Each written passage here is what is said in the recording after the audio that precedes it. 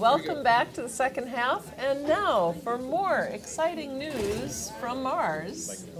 Nothing ever happens on Nothing Mars. ever happens. Nothing ever happens on Mars. This is our wonderful Curiosity rover that's on Mars, still working. It is powered by a nuclear generator, essentially. So dust storms don't affect it, which are great.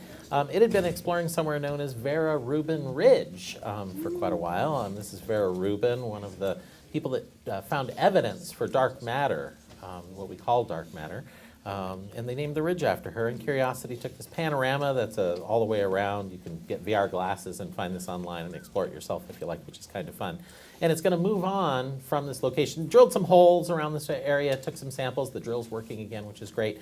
Did have a reboot just the other day, but everything seems to be fine with the systems after the reboot. It's back to normal. It's heading up to a clay region where there are clays, so it's going to look at the interaction of water with the next region it's going to explore, which is very cool. Elsewhere on Mars, we landed a lander nested called InSight that is there to make a few different measurements. One, it's going to measure Mars quakes to study the internal structure of Mars, and also the temperature structure, so how temperature goes throughout the depths. They have this lander at JPL, an exact duplicate of InSight that they called Foresight, because they test all the moves. Yeah, they test all the moves that they're going to do on Mars with this one in the lab. They put rocks at the right places in the sandbox to make sure that what instructions they're sending up there won't have it go put one of the instruments on top of a rock or do something wrong. It did place the SEIS instrument, SEIS, that's the seismograph, as we see here. It's putting it out there and lowers it down and down onto the ground. Everything's good. It covered it with this cover, so wind, Mars has an atmosphere about 1% as thick as Earth's. Wind could affect the seismograph on there. You don't want to have wind buffeting it, which is very great, so it's ready to go. The next instrument that they call the MOLE is a heat flow probe. They're going to see how heat is transmitted at different depths on Mars. And the claw, there's the claw, as it comes down and grabs the instrument and deploys it off the Mars. We'll watch it grab it one more time. And picks up the mole and sends it off to the dirt, sets it down. And we can see another view of it here as the instrument is set down on the ground there. And you can see that sort of orangish colors to indicate heat flow with different depths. And like we said, it's called the mole, which made us think of the mole people down there on Mars. So, but all the instruments seem to be doing what they're expected to do at this point. The mole's going to hammer itself down into the depths, and we'll know soon whether that worked properly or not. Is there a molten interior? Mars, the interior isn't quite molten like on Earth. I don't think. There is certainly something down in there where it gets hotter and hotter. But it doesn't have a magnetic field like Earth's does, so the core probably isn't quite as fluid as the core here is on Earth. But there's evidence on Mars that there's been volcanism in the somewhat recent past, meaning maybe 100 million years ago or so, if I remember right. Sooner, though, how do you wind up with earthquakes?